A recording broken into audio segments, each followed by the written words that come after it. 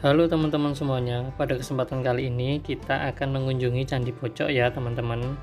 Candi ini terletak di lereng Gunung Kelut, tepatnya di sebelah utara. Dan lokasi candi ini itu berbatasan langsung dengan Kabupaten Kediri. Lokasi ini walaupun ikut di Kabupaten Malang, tapi lebih dekat ke kota Kediri daripada ke kota Malang. Karena tahu sendiri ya, kota Malang, Kabupaten Malang itu sangat luas.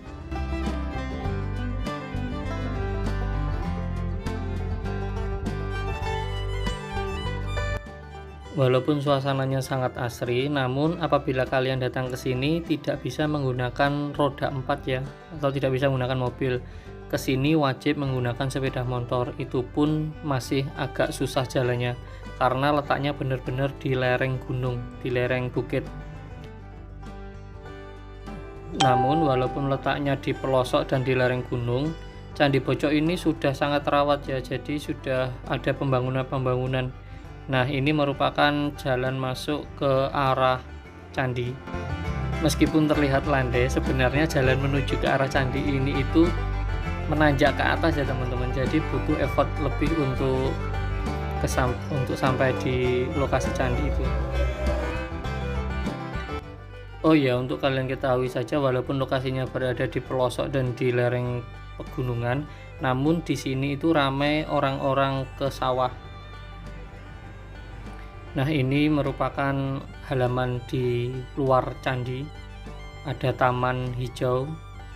Di sana juga ada gazebo untuk para pengunjung duduk-duduk santai.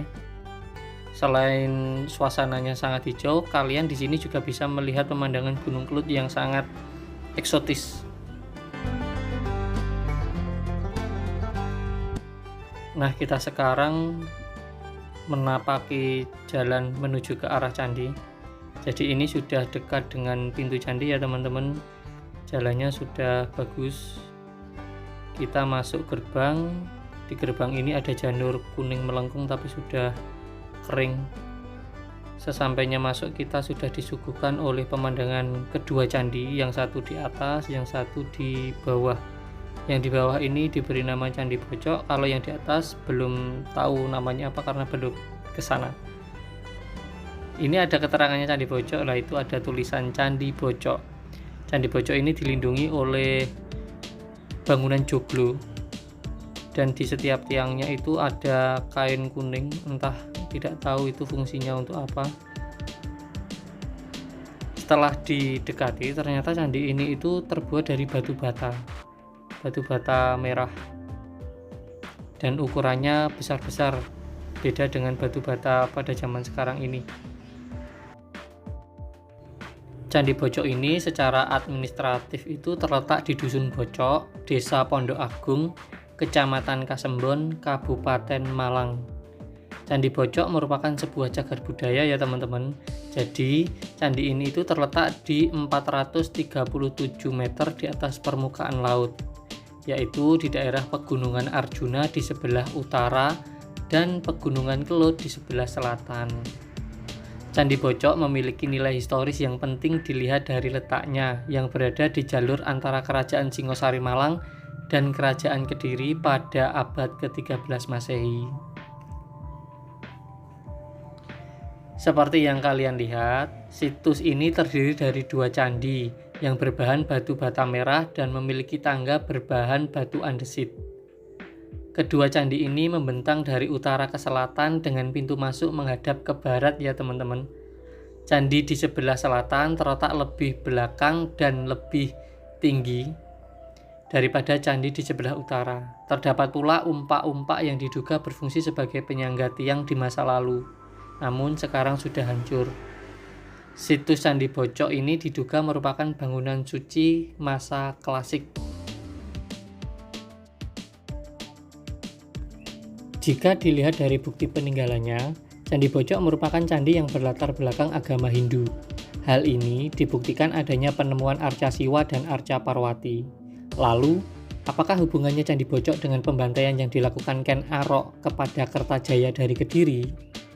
Sampai sekarang pun belum diketahui secara pasti siapakah yang mendirikan candi ini dan mungkinkah berasal dari masa kerajaan Kediri, Singasari, Majapahit, atau bahkan merupakan candi yang berfungsi lintas masa seperti Candi Penataran di Blitar yang dibangun pada masa Kediri namun masih digunakan sampai saat Kerajaan Majapahit. Apabila kita melihat peristiwa sejarah masa lalu yang terjadi di daerah ini dan menghubungkan keberadaan Candi Bojok dengan situs di sekitarnya, maka kita bisa mendapat gambaran wilayah ini pada masa lampau. Adanya satu peristiwa yang menarik perhatian, yaitu peristiwa peperangan antara Kerajaan Kediri yang dipimpin Kertajaya atau Danang Gendis dengan Kerajaan Singosari yang mengangkat Rajasa atau Ken Arok sebagai rajanya. Menurut Kitab Negara Kertagama, peperangan itu terjadi tahun 1222 Masehi dan mengakibatkan kehancuran Kerajaan Kediri hingga menguatnya Kerajaan Majapahit.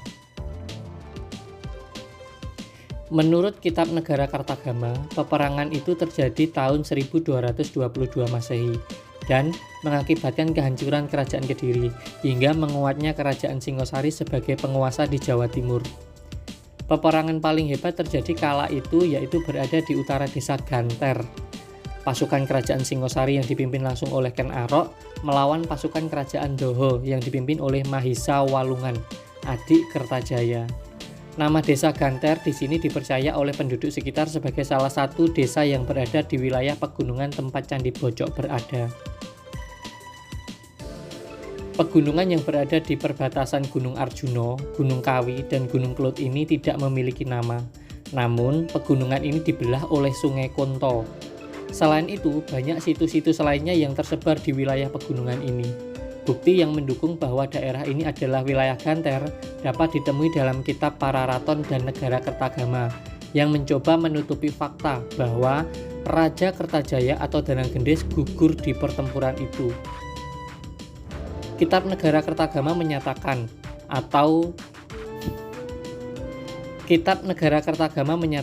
bahwa Raja Kertajaya mengungsi bersama para Brahmana ke daerah pegunungan. Bahkan, Kitab Pararaton justru menyatakan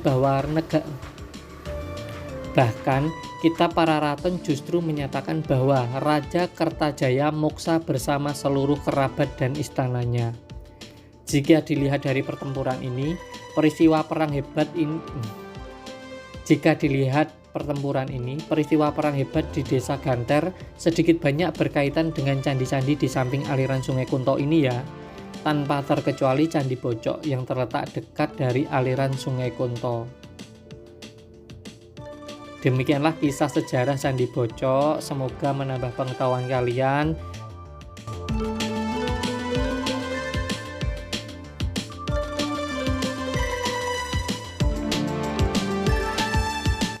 Itulah tadi sejarah yang ada di masa lampau di sekitaran Candi Bojok.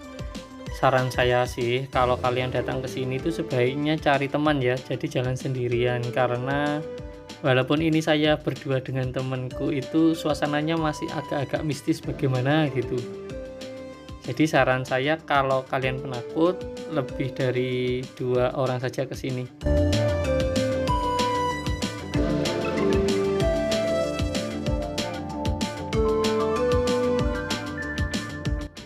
Untuk informasi saja, ketika Gunung Kelut meletus pada tahun 2014 kemarin itu, candi ini terkena imbas yang sangat besar ya. Di sini itu terkena abu vulkanik yang sangat tebal.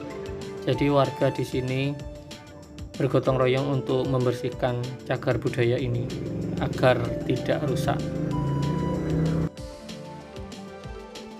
Demikian jalan-jalan kita di Candi Bojok. Jangan lupa like, komen, dan subscribe. Terima kasih untuk dulur-dulurku sedoyo.